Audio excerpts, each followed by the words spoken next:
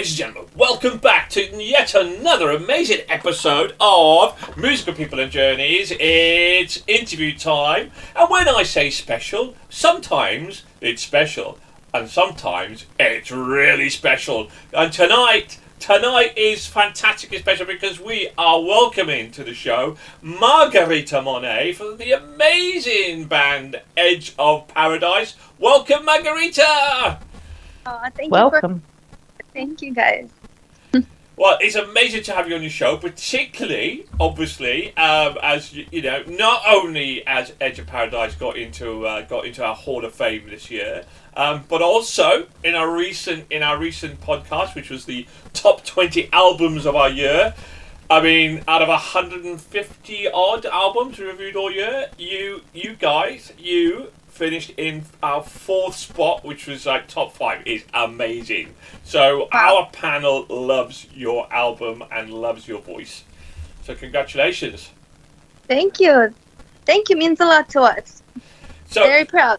We're absolutely delighted to have you. So Margarita, we're called Musical People and Journeys because we like to know about people and their journeys and where it all started from and where they're at now and where they hope to kind of go for. So where did your voice is absolutely outstanding. You have one of the outstanding voices. I mean, and you're in good company, the likes of Jennifer Arbon and all the rest of the gang that was that we were in there, and I thought you were right up there. So where did singing? Did you start as a musician or as a singer? How did you get to become the lead singer of a really amazing rock band out there? How did that happen? Well, by chance, in a way, because I grew up playing classical piano.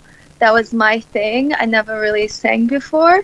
I started playing piano since I was about 3-4 years old. Okay. And I went to my mom. She taught English at an arts academy in Moscow, and when she was at work, I would take every classes from like theater to ballet to music, and then I ended up going to like an official music school. And in Russia, the schools are, you have to take theory, choir, like all kinds of classes to go along with your, piano. And I just continued from then on. Then when I was 11, we moved to Houston, Texas. Wow. Yeah, so that was quite a change, but I continued playing piano, and then eventually I went to Performing Arts High School. I did theater there. And then I went to New York University in New York, and I did piano there as well, and theater, and took a lot of other classes like astronomy. And then I moved to LA, and I met Dave Bates, and we kind of decided to form. Yeah, we met working on a completely different project, and we decided to form this band, and that's what happened. The rest is history. So are you originally Russian then, or where does your family originate from? So I was actually born in Armenia, so okay. I have Armenian, I have Georgian, I have Russian, but I was born in Armenia when I was 3. We moved to Moscow. Then when I was 11, we moved to Houston. So I did citizen of the world in a way. That's what. It's quite a big jump from. It's a big jump then, obviously, from Russia to Houston, and that came around through your mum's work, then presumably, in terms of her. No, work actually. Who? Sorry. My dad's work. He's a scientist. So he was invited by a university to do some research, and we ended up going to the U.S. So, yeah, I mean, the life works in mysterious ways. And what sort of scientist is your dad? So he works in combustion engineering. Now He works in nanotechnology. So he does a lot of, different things. Wow. And so your mum taught performing arts then? Is that right? What did your mum teach exactly? So my mom is a historian, but she taught English actually. Okay. But it was a performing arts academy, and like in Russia, I guess everybody sort of knows English, so there's always like English classes everywhere. So, yeah, I guess she taught English. So the basis of what you love, and do you still play piano? You still hit the keys? Yeah. Well, yeah, I mean, for me, it's such a... I don't think I would be able to write songs if I didn't have the background I did, because I write everything on piano. I play on the songs, you know, all the arrangements, like cinematic stuff is all done on the keyboard, so it's kind of very much my tool. And what was the... I'm fascinated. I picked up on the fact that you and Dave Yates then were working on a completely different project. So I'm really interested in terms of the leap from that project to becoming setting up a rock band. What was the project that you were working on? So when I moved to LA, I was just kind of doing a lot of different things, and I was in this dance group, and they hired a producer, and the producer eventually asked me if I wanted to write a song with him, and I, you know, at that point in life, I just wanted to do a lot of different things, and just kind of explore where it would take me, and I was curious, so because he knew I played piano, so I wrote the song with him, and it kind of turned out to be a rock song. So he was like, we need to find a guitar player. And then we went to a music store just for a different reason, to get something for the studio. And Dave was there playing Welcome to the Jungle. He was doing some stuff. And yeah. So Dave agreed to play on the song we were working on. And Dave at the time, he was kind of in at the point where he had a band called Gleed with Robin McCauley and Greg Bissonette and Tony Franklin, and they released some songs, but all the members kind of went on tour with different bands. Like Robin went on tour with Survivor, and so he didn't have a band that just wanted to commit to one thing. So he was at a point where he wanted to have people that kind of focus on the project solely, because it takes a lot of time and energy, and I wanted to create something too, because, you know, like when you're in a film or theater or like doing other projects, you're kind of at the hands of others, and I wanted to create something myself and kind of be responsible, you know, for my own destiny. Absolutely. Listen, yeah, absolutely. You should, and so you should. So hold on. So you just happened to go to a shop where Dave Yates happened to be playing in the guitar, that happened to be playing Welcome to the Jungle, and so it was almost fate. It was destiny then that you went to that shop that day and had that conversation. Okay. Yeah, exactly. And so you wrote a song that just happened to be a rock song. Were you into rock music at that point in time? Is that were you listening to rock music? Was that, or were you still into that classical sort of stuff? You know, growing up, I was very into classical music. Not just because I think I just wasn't really exposed to a lot of other things, and I was focusing a lot on what I was doing, so I just didn't explore other types of music until when I was in college. I did get into heavier music. I mean, for example, I love Kashmir, Led Zeppelin song, and I would listen to orchestras do a rendition, so it was like a rock song but done in a classical sort of way, and I loved that. So that kind of turned me onto like Led Zeppelin, and then I started listening to heavier bands like Korn, and I was into Marilyn Manson, and I just kind of listened to a lot of different things. So I enjoyed music, not necessarily like certain genres. Like I loved Ray Charles, you know. So I was kind of exploring all kinds of different things. But when I met Dave and we started this band, I think because he came from metal and rock background, that sort of steered me towards that direction. And then it took us years to really figure out how to merge our styles and figure out what we wanted to write, because we did come from such different backgrounds. It's true to say, isn't it, that right now, and we're certainly absolutely loving it. You know, if you looked at our top 3 albums, our top 4 albums, I'm going to say top 3 because I'm going to put you slightly to the one side of what I feel those top 3 albums were, because they're very much they're termed as symphonic metal bands, you know, Beyond the Black without Temptation, Alession, etc. as well. But I think they've kind of moved They've got symphonic metal at their core, but they've gone also for more kind of a different style of rock to merge in with that symphonic kind of sound, if you like. And I think you're one step away from that. I think for me, and again, just to be interested to hear your thoughts on that, you have at its core a lot of some aspects of symphonic metal, but you've also got a more modern kind of classic kind of rock and roll, if you like, or heavy rock. So I would put you one kind of step away from that. So how would that be a fair description of the sort of rock that you're hitting, or how would you then describe what you're currently producing? Yeah, I know that's always a tough question because, it's kind of funny when we go to Europe, people are like, oh, they sound American. And then when we hear, people are like, oh, they sound European. So we're never really in one thing or another. And like, if you listen through some of the songs on different albums, some songs are more rock, some songs are more symphonic, some are a little darker.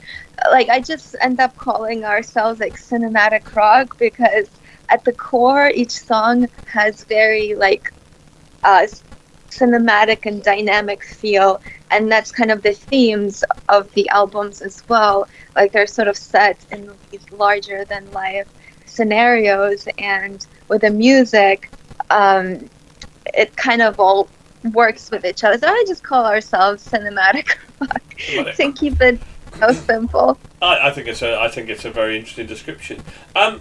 And were you singing? I mean, you said you had some singing experience then before the Dave Yates meeting then, and I mean, when you guys said, right, we're going to form this band, did you go, right, well, I'm going to be the lead singer, or how did that kind of, or did you say, well, look, let me give it a go? How did that conversation happen?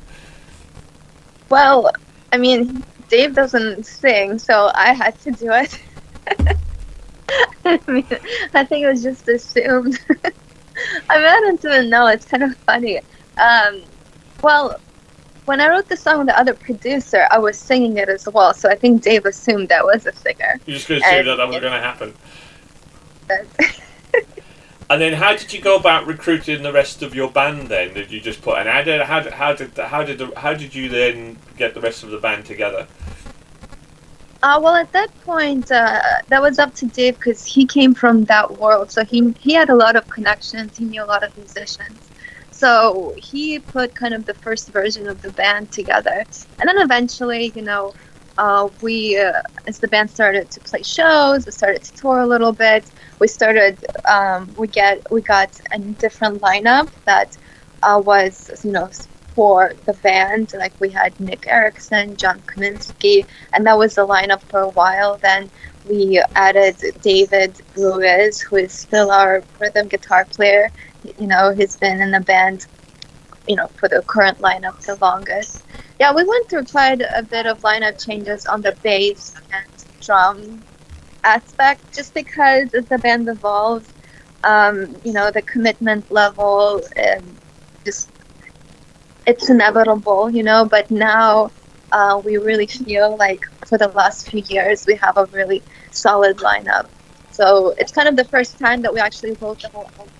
We were there all recording it at the same time together, hologram, because all the previous albums it was mostly Dave and I.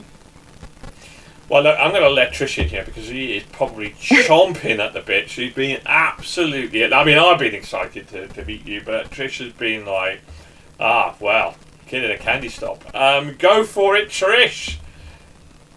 Okay. How did you choose your band name? So when we decided to, form a band, we were looking at a lot of cool names, and of course, a lot of them were taken. Eventually, so I wanted to have something that reflected our background. So Dave is more heavier, he brings more of the edge, and I bring more melodic side. So we wanted to have the name that kind of has that edge, but also has that sort of light. So Edge of Paradise. And then it also kind of fits where we live in Los Angeles. It's sort of like this uh, false paradise in a way, because life in LA is not very easy, and one wrong move, you can fall off the edge, and it's kind of hard to get back on. So at the time, it really reflected what we were going through as well. So it has a lot of, yeah, to us, it holds a lot of meaning. Cool. Obviously, you've been on tour recently, so I'm going to ask, what was your best show that you played, and why was it so special? Hard question. Every show was special in its own way. I guess for me, we played a show in Times Square, and that was really special because when we moved to Houston, I, I adapted, and I did like it, but for some reason I really wanted to go to New York, because maybe it reminded me of my life in Moscow and what I was used to, the lifestyle there. So I was just like, I'm going to New York. So I went to college there, and I fell in love with the city. And I still don't know to this day what made me move to Los Angeles, but I'm glad I did. So something made me move. But coming back to New York in that way and playing a show in Times Square, it was such a cool venue, and we had crowd surfers, and the crowd was like super welcoming, and it was just really special to me, just because of that history that I had with New York. Okay. On the flip side, I'm going to say, what was your worst show, and what made it so terrible? Okay, this wasn't technically the worst show in that regard of a worst show, but it was the only show that didn't really work out logistically. We played in Salt Lake City, and for some reason, the show was sold out, and there was so much security. Their protocol was bizarre. I don't know. So the people were still outside, and we already started playing, so they were letting the people in so slowly. So we had so many, because we played Salt Lake City with Lacuna Coil before Dragon Force tour, so we had a lot of people come back, and we felt so bad because we were already playing, and some people were already still stuck out. Okay. So yeah, that was like a big bummer. But we got to see them after the show, but now we have to come back to Salt Lake. We owe it to them. But yeah, but other than that, everything was great. Okay. And one final question, because obviously I'm aware of time, but from the Hologram album, what is your favourite track and why? Oh man. Sorry. I would have to go with The Faceless, maybe. Just, it's hard to say, because every song has its own energy. Like, I love playing Hologram. I love playing Soldiers. Like, One More Time holds a really deep meaning for me because I wrote it for my grandmother. And, each song has a lot of meaning for me, but The Faceless was the first song that we recorded and I wrote for Hologram. And what actually sparked that song is when the war broke out in Ukraine and Russia, and I have so much family in both sides. That kind of sparked me to write the song, and part of the words is, who's the victor, who's the victim? Yeah. The victor, it's not me or you. So that sparked it for me, and it also set forth the whole story for Hologram. With The Faceless, now we releasing a graphic novel, and The Faceless is they're basically the most advanced civilization that, maybe did a lot of mistakes that we are doing, and it's kind of like a reflection of ourselves. So that song holds a lot of meaning, but in a way also sparked this whole story that unfolded in Hologram. Okay, Nige, back to you.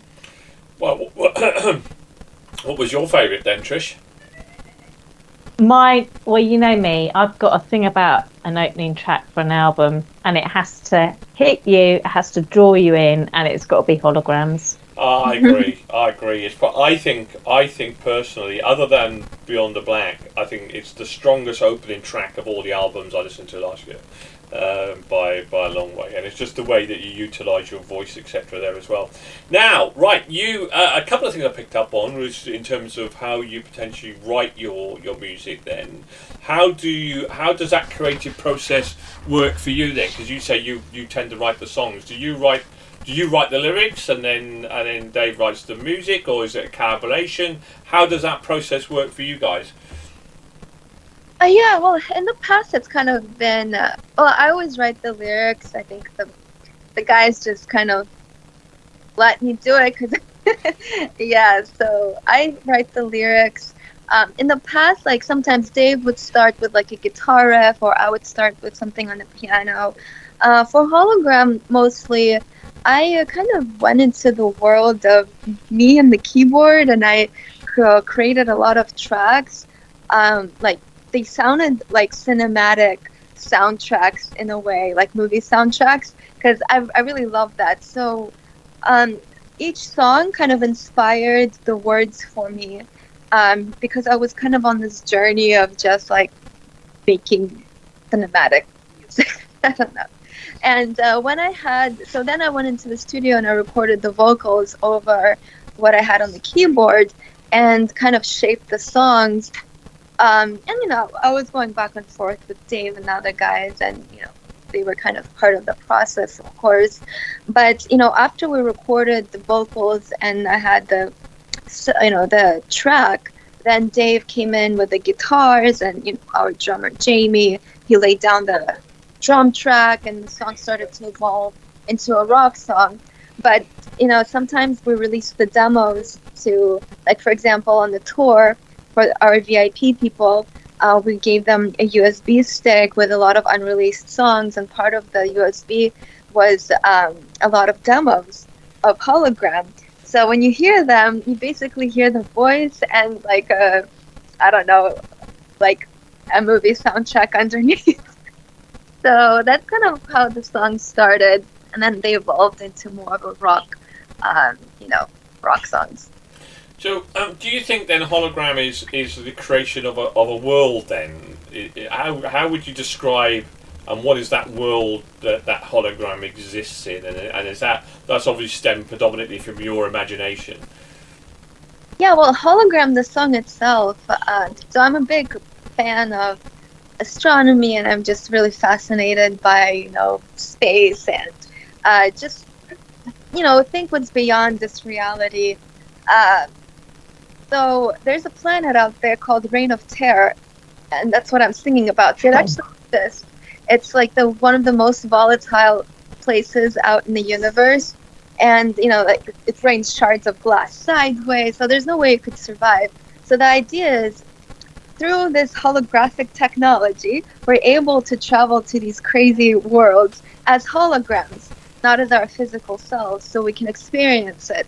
And then that kind of set forth the story of Hologram, the album, and then the graphic novel where, like this holographic technology that the world created, it sort of divided the world in half. Some people are for it, some people are against it, because ultimately we're on the quest to trying to figure out how to live forever through this cyber world, and kind of the implications that go with it, and, then also asking questions, is life worth living if we don't have, the idea of death, and just kind of exploring all kinds of interesting topics, interesting for me at least.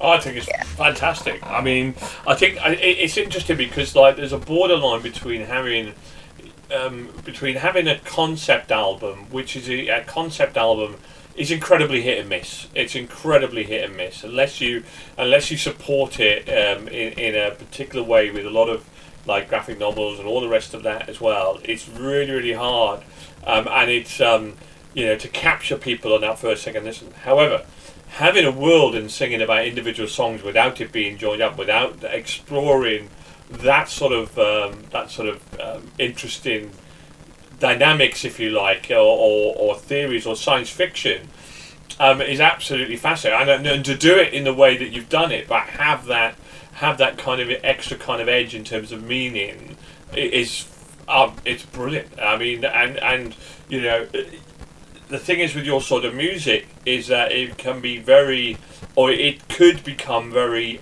boring. It could become very repetitive in terms of what you do.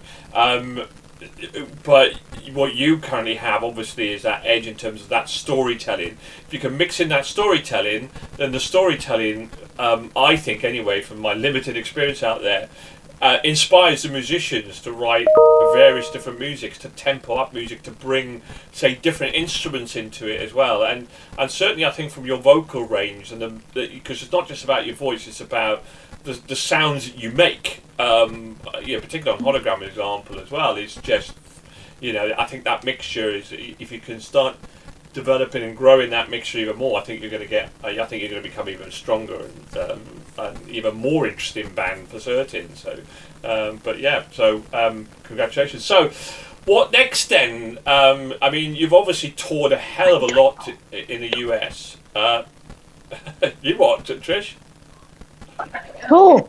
UK. Yeah, well, is that on the agenda? I mean, at a date I can come to. How many gigs have you done in the US this year? Because you seem to be doing a lot of gigs. And is that now the plan to keep promoting the album? And would you say, and I don't know how you term your success, but how successful do you feel you currently are, and what's your aspiration? I mean, I know you want to sell out gigs all around the world. Everybody's going to say that. But do you have any particular aspirations? Obviously, coming and playing a private gig for just me and Trish would be amazing. So yeah, sorry, I've thrown quite a lot of little questions there. No, I totally. Yeah. Well, we have kind of a lot of aspirations, because I always wanted to make the band multi-dimensional, and I like with the artwork, I incorporate a lot of my art into the music, and with the music videos, I really want for them to reflect the music, and eventually make each video like in a short film sort of a style, and like with a graphic novel coming out to kind of really introduce the story, because like you said, if people don't know, I don't think Hologram really comes across as a concept album, but if you really dive deep and kind of see all aspects of what we're kind of introducing, then you kind of see the concept behind it. So I really want to move in that way. Like, we already have 2 songs that we're going to introduce soon for the next album, and it's all going to Hologram kind of leads up into what's next, so the story will continue. And eventually I want to make like a movie that sort of compiles everything that we've done in the past, the story, the music behind it, and yeah, of course we want to keep playing all around the world. We want to we had a tour in UK a year ago, and we loved, we went to so many cool cities. We went to Darlington. I loved it. Sorry. You cannot say cool and Darlington in the same sentence here, okay? You cannot. That's like me saying, I went to this really cool place. It was called Chicago, okay? You're just like, no. Darlington and cool do not go together. Sorry if I offended any Darlington listeners out there, but people who live in Darlington will probably agree with me. We've lost listeners now. But, yeah. To us, I mean, it's just like we've never, we've been to London before, but we've never been to smaller towns. Other places, yeah. So it was just so cool for us. We went all over UK, and then we went to Scotland. Yeah, we covered a bit of ground, and I really fell in love with the country and the people, so we really want to come back. But yeah, we did a lot of tours this year. It's hard to believe we did 2 US tours. We went to Canada first time, so we did quite a bit of shows. We had a cruise that was the first cruise for us, the 70,000 tons of metal. And we have another tour coming up in April, and we have European plans and UK plans. So I hope they'll solidify enough that we can announce it soon. But yeah, next year we're gonna tour quite a bit as well. Fantastic. So And is the band fully full time now? You don't because a lot of bands that we talk to have day jobs and they're carrying on doing that. But is now the band a fully kind of paying for itself and you're a fully fledged kind of this is what you do rock band? Yeah, mostly. I mean, like we live in LA and life here is crazy expensive, so like we all have something on the side that we can also do, especially when we're not touring. Like we've lived here long enough that we're kind of able to find those things. But yeah, I mean, definitely when the band is touring, we all go on tour, and luckily enough, we are able to sort of support itself. Where because at the beginning we lost a lot of money when we were touring. Yeah. Such a crazy expense, especially up front. You gotta front all the money for the transportation, even for for the merch you're gonna sell. It's thousands and thousands. So looking back, like recently, I'm kind of looking back and like, wow, I'm kind of You've come so far. undertaking. Yeah, it's been not an easy road, and in a way, I can't believe that we made it so far. But yeah, it's like that kind of fighting spirit that also is in Hologram. That the album kind of reflects that fight that we have within us that kind of keeps propelling us forward. And you mentioned you've already written songs for the follow-up album. By the sound of it, could be Return to Hologram or Return to the Reign of Terror. When are you looking to release that then? 2025? Is that the aim to bring out that in 2025 or? No, much sooner. Probably 2020. Like we're definitely gonna release another single, maybe even two before April, before the Firewind tour. Yeah, I mean, I don't know when exactly the album itself will come out. It's gonna depend on the label, but we're aiming for next year. Yeah. And who's your label? Well, we are in the process of transitioning. Oh, okay. Yeah, the last album for Frontiers, and yeah, now we're kind of figuring out which way we're gonna go. But I think in the new year we'll announce the official label partner. Oh, okay. Oh, interesting. So that is fascinating, isn't it? So, well, listen. It's been an absolute joy to kind of to meet you. Trish is obviously beside herself in excitement from that perspective. We can't wait to meet you in person. We'll hope that you'll come to the UK next year. Definitely. So Trish will kind of keep in touch with that as well. Look forward to hearing the new single. Look forward to it. Who knows? Maybe if you do bring out your album before November next year, you could once again be in our end of the year show, and who knows? Maybe get to #1 spot next year. So fantastic. And so just to remind everybody, Edge of Paradise and their album Hologram in our Hall of Fame, top 4, number 4 in our top 20 albums of 2023. Check these guys out. Margarita is amazing. The band is amazing. The sound is amazing. And thank you very much for being our special guest here this evening, Margarita. Thank you so much. Thank you. Keep on rocking out there and keep safe. Goodbye for now, everybody. Thank you so much, guys. Pleasure. Thank you. And happy holidays.